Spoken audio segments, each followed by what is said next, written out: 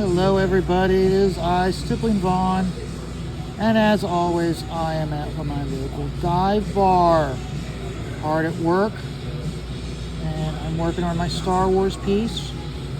If you look at it, it doesn't have Luke and Leia, and it has all of the comic book characters from when Marvel had the original run, or the licensing for the original run back in the 70s and early 80s.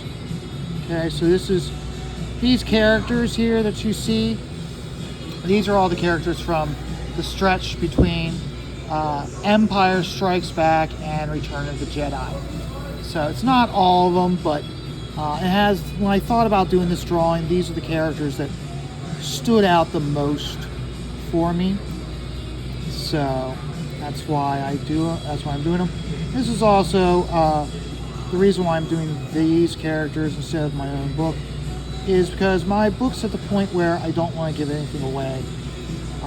If I show you work on that book, it'd be like a panel or something like that. So, but last night on the chat, we had our first trivia night provided to us from a lot of hard work from Amanda B. I thought that it went over really well, concerning our very first time. One thing that we need to do better of as hosts of the show is after Amanda says what the question is and then gives you the 4 possible answers, we need to be talking to entertain you guys instead of just sitting there watching the counter run down as we look and see who everybody is, watching everybody click their answers. There's a counter on the right hand side that starts off with like how many people are taking the quiz, and then it counts down. So we need to do a better job of entertaining you guys while that clock is counting down. So I think it will turn out very well. Everybody please, I have Amanda, I have her YouTube channel or her pinned in this description. Please go over and subscribe to her. That way you can help her with providing content.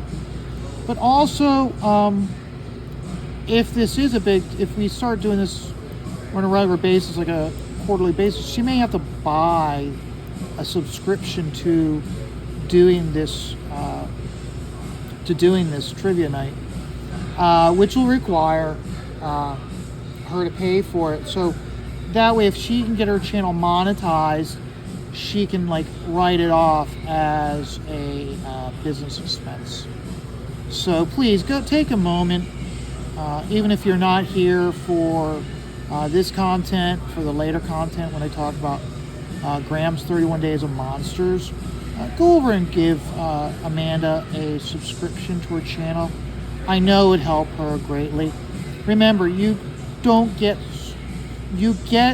subscribers by asking for them, just as I am right now going to ask you to please subscribe to my channel, hit the like button, and please comment and share it out. Even if you don't like my content, let me know. The worst thing in the world is when you're not getting criticism or accolades, whichever. So please help us out and help her out. Okay, she put a lot of work into doing that show. I thought overall the show turned out really good. And with all the drama right now, we need palate cleansing, and I thought she did a great job of doing that. So let's support her. So next week is the nomination episode for the award show for Nobody Gives a Damn Awards. I am working on like an 8 or 12 page little booklet that I'll be sending to all the winners. The reason why I'm doing that so that way is that the booklet, the shipping will be, because I'm sending a book out, the shipping will be much less when I send out the certificates. So help us out by watching the show. I've got to get that together. I got to work on the cover for that.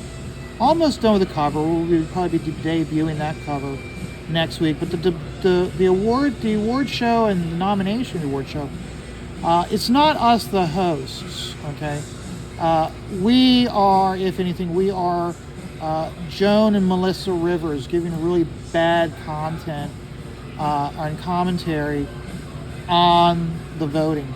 If this is your show, you guys vote. So if you're a big fan of Graham, if you're a big fan of Aaron, get in there and vote. Okay? I mean, it's one of those where it's like, oh, Graham, Malin shouldn't have won that. Shane Davis shouldn't have won that. Von Klaus shouldn't have won that. It should have been Graham who won that. Well, you got to get in there and you got to vote. Okay? And we have fun doing it. Vanessa, in some ways, she hates it because she always gets a bump in subscribers. She hates that. But you know what? Hey, we have fun. That's what matters. We're having fun, and you guys are obviously having fun from the comments in the chat. You guys enjoy it, so. But the main thing I want to talk to you guys today is this is Halloween season. Our house is completely decorated, and every single morning, Graham Nolan takes to YouTube Airways and does his 31 Days of Monsters. Now, I like it. I really do like when he does this. When it's a great way for him to help promote, because he primarily does like monster books, horror books. It's in his wheelhouse, and he's a huge monster fan. So he's able to use it as a promotional tool for his book. So I would hope that you guys would all watch his show and support him. With me, where I really like it is that, see, my day usually starts roughly about between 7 and 7:30. That's when the dog comes into the bedroom and she starts to cry that she has to go out. Now in August, September, November, December, October, or March, when she's crying, I'm like, give me 5 minutes. Give me 5 more minutes. No, in October, when she starts crying, I get up. I get up with her. I go. I walk her. And then I go and I give her Cosequin and her morning meds and her treat because she pooped. I take my meds. And I get myself ready. And 8 o'clock, Graham starts streaming, and I'm there. So having a morning show like this that Graham does helps me out because it helps me start my day on the right footing. I'm starting the day out with a positive attitude. So I really do like his show. And like I said, it's how he's gone about it. See, here's the thing. I was never a big horror fan as a kid. When I remember when we would go into the video store to rent movies, the horror and sci-fi was clumped together. And I didn't like that, because it's one of those where it's like, I don't want to watch this horror stuff, I want sci-fi. Never really realized that some of these movies that were sci-fi I looked at them and saw them as horror movies, but really there are more sci-fi movies than horror movies. Or the monster movies were more sci-fi than horror. But then also, you have to keep in mind, when I was going into the video stores to get videos, horror movies were like Nightmare on Elm Street, Friday the 13th, Halloween, and I didn't like the scary part of aspect of it. wasn't necessarily that bad. What I didn't like, what's really pushed me away from that stuff, was the gore.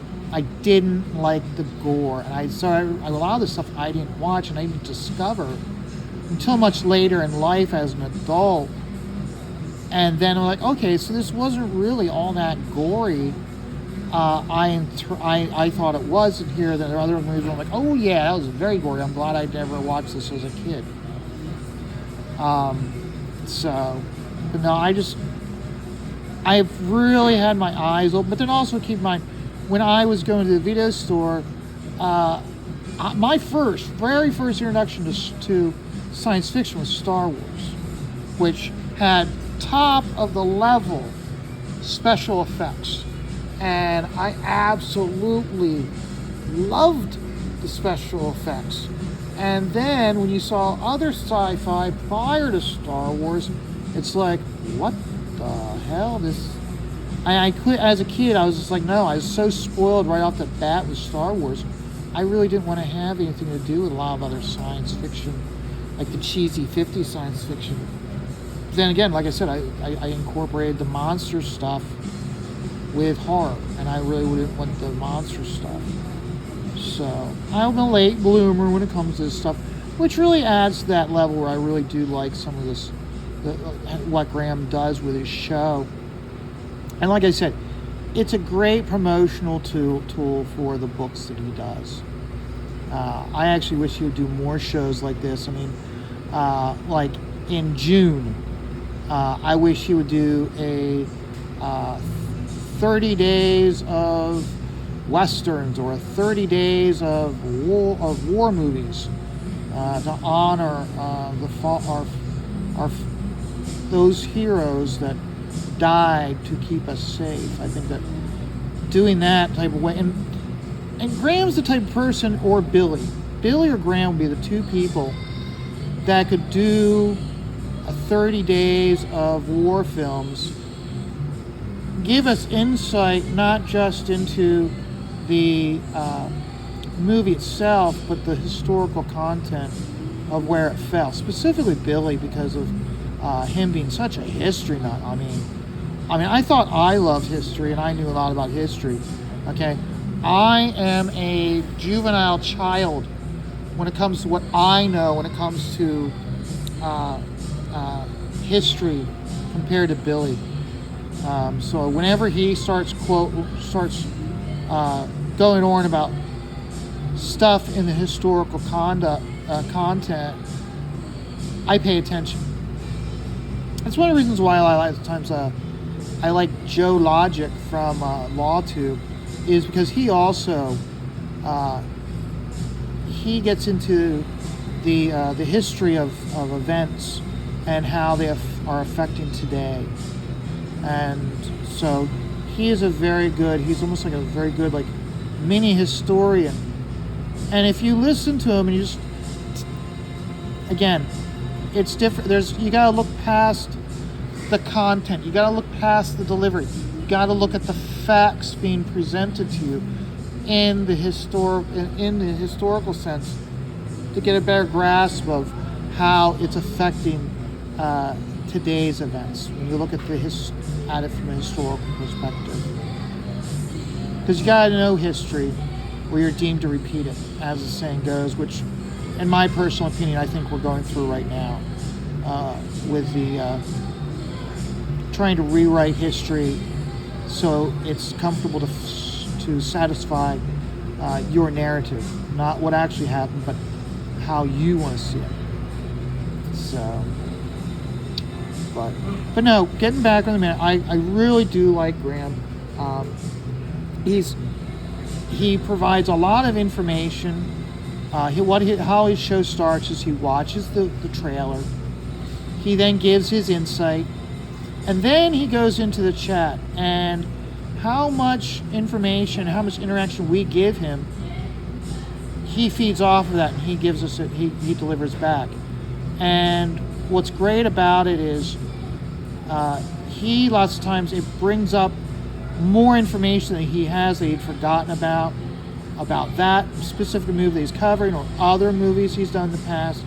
And he really has a strong grasp of not just these movies, but the history behind them, which always having someone who's not just regurgitating the information, but gives you that emotional connection makes all the difference in the world. So, but I would just, Graham does a very good job of delivering and entertaining at the same time, and making you want to go and watch them yourselves. So I'm much more open to seeing monster movies and horror movies now. In fact, last night Miss Stippling and I watched Totally Killer on Andy Smith's suggestion, and it was entertaining because you could see how life was in the 80s, seen from the perspective of a girl who is growing up in today's era. How she's like, you're gonna smoke with kids in the car? Yeah, why not?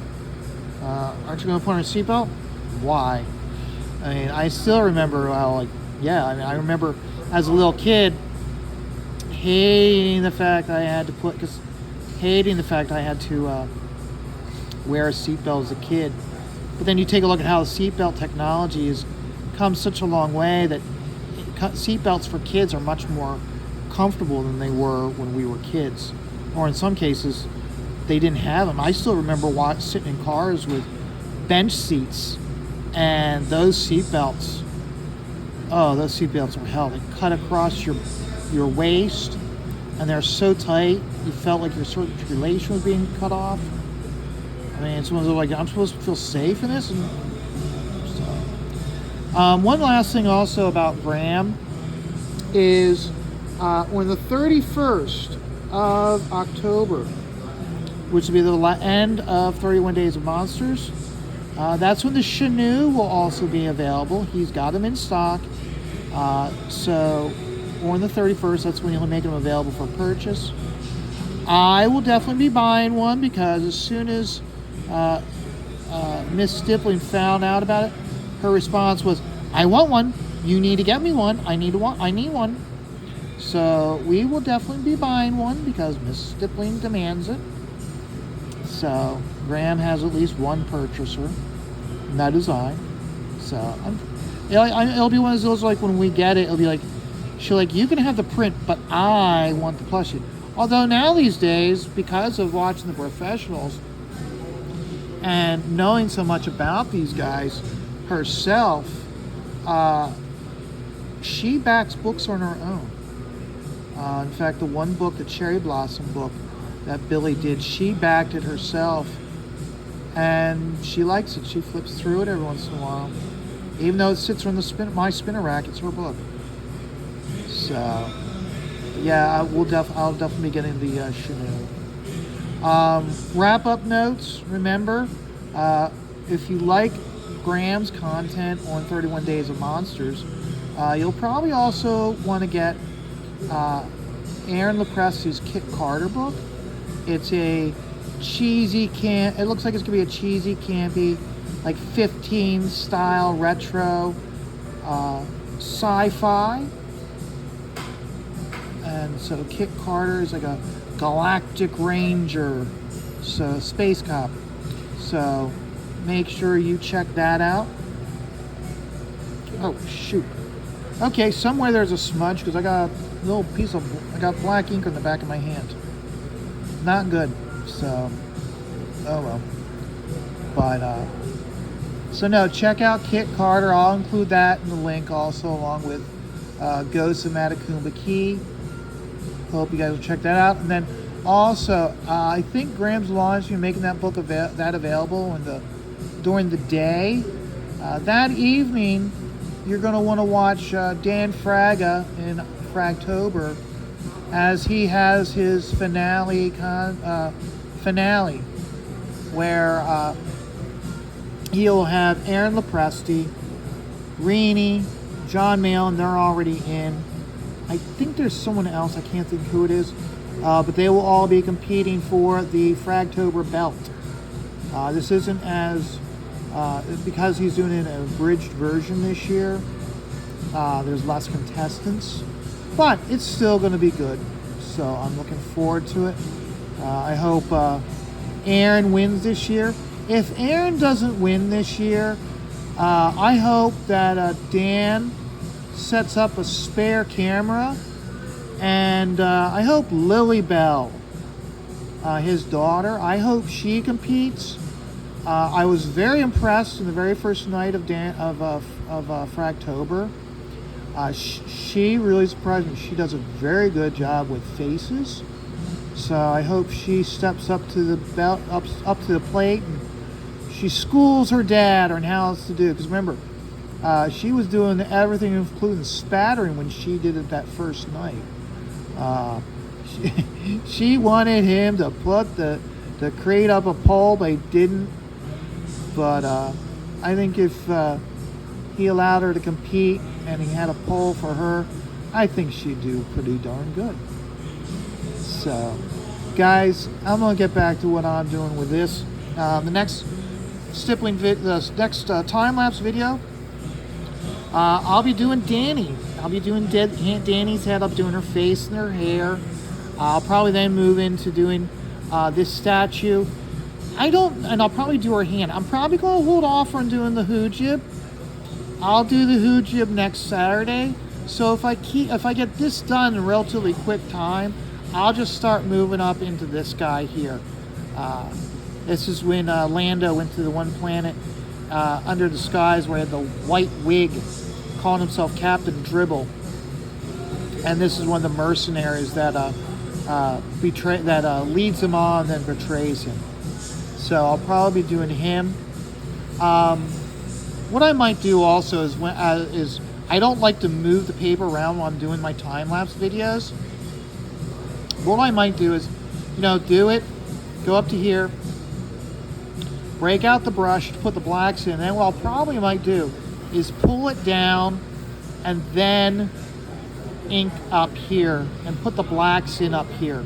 Because I don't like to do the blacks while I'm talking to you guys. So I'll probably do that. Same thing as the things I don't like to do on stream with you guys is I don't like to do eyes, even though I did one today. I don't like to do like delicate facial structuring because I want to be able to really control what I'm doing. And a lot of times I don't get to do that because the camera is essentially in my way. And then the other thing I'm going to do is I'll break out. You know what? I'll do it now. I'll do it now so you guys can see it. I'm going to break out the old ink. Okay, and we're going to put a layer of dots over the Admiral's teeth.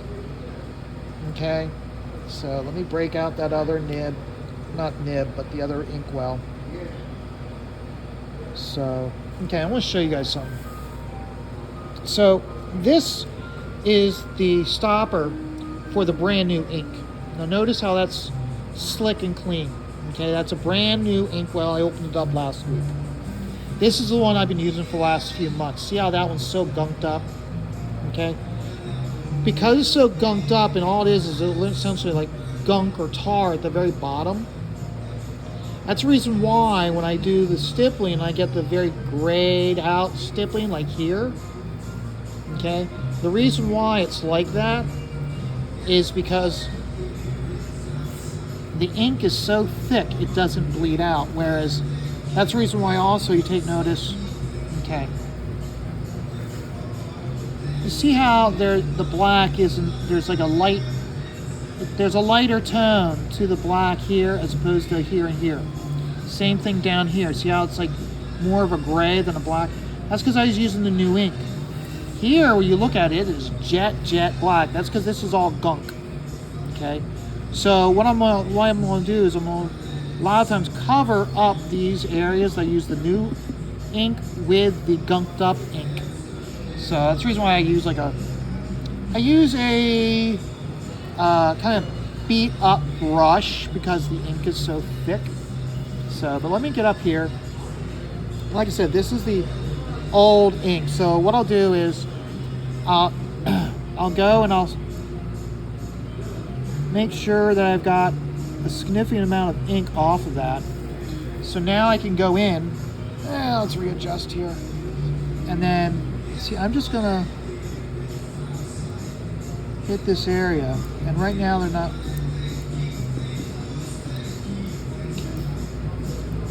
I'm just going in here and just hammering away, okay?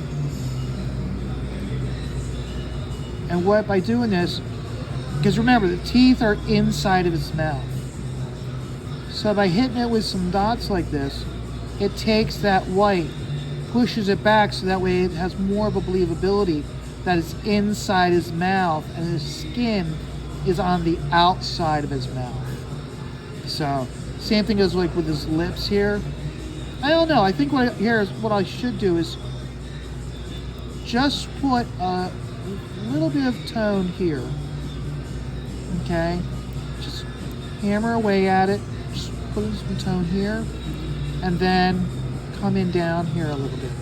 Okay, I don't need to do an outline. I don't need to do a hard line. Okay, because all I'm doing is because there is going to be a tonal change. Okay. So you just go in and just hit up here, blend it into this area here. Okay, so you still have dark to a medium to really light to a medium. And so by doing that, it has a blending of it all matching together. Okay, so you can see how I can have this as white, I can have this as a white, have this. Okay, see how his face now pops because I've got these parts of white here. Like up here, I don't need to have, I actually need to go in here and I need to darken this here because this part of his head is actually covered by the brim of his cap. So this whole area here should be much darker than the rest. And notice how I'm not being gentle about it. I'm not carefully putting down each dot. I'm just hammering the hell out of this area with the nib. And the more I hammer, the darker it gets. And that helps create a change in the tone. So even though we've got here and here, notice how this carries up in here, but this tone changes because of the brim of the hat. And you can actually see that right there. Okay? So that's the reason why I do that, so it gives you that extra dimension. So, you know, it's just hammer away. I know the camera's probably shaking like crazy. I'm not even looking at the camera right now. I don't want to. But, yeah, see how that here, and just keep hammering away at it. Because there's still, you can tell that there is still ink in this nib. And like notice, again, I am not being gentle at all. I'm just hammering the hell out of it, okay? But you're getting that tone in there. Each time you hammer away, you're putting a little bit more ink down. It's a lot of work, but look at the result, okay? Yeah, I like that better. So let's do one last thing here. See I got some big dots here. I want to get rid of them big dots. So that's really one of the reasons why a lot of times wait till the very end before I'll cover this all with straight black. So I've got an area to dab away and I don't need to put it on a separate sheet of paper. That's a waste to me. I see a lot of inkers now, what they'll do is they'll wherever the dark area will be or a black area will be, they'll use that to clean the excess ink off their brush, and they're not wasting it. Not wasting time, not wasting ink. So, yeah, we got, see that area which was a stark white, it's now been toned down. You still got a little bit of white here, but because it's such a small area, it blends in there. So, and again, I want to make sure that I get that area here closer to his eyebrow darker. So just hammer away at it. And now, in looking at that, I want to go farther. I want to take that part and I want to bring it down. I want to have that be much, much darker. So, let's see here. Yeah, this is what's frustrating when you get to the very bottom of the nib is the bottom of the inkwell. is you got to go all the way down to the bottom. And sometimes you think you got ink on it, you don't. So, but I want to be able to really get in there. This will also help pop out his eyebrow. So just keep hammering away at it. So, but yeah, I'm looking forward to, that's going to be a nice 31st. Start off with giving Graham some money and then being entertained and hoping that Aaron can defeat the evil Reenie. I'm joking. Reenie's the best. She does so much. Reenie does so much and she shows so much respect to everybody, but she does so much for smaller creators. And the same opinion she has on a small show is the same opinion she has with a big show. And same thing goes with respect. Reenie is like a true ambassador for the medium of comics and this crowdfunding genre, so, and method. So I think that's about it. Yeah, yeah, we're a little over. I don't normally go 30 minutes, so thank you very much for anybody who stuck around to the very end. Remember, life is short. That's why you should always take life one dot at a time.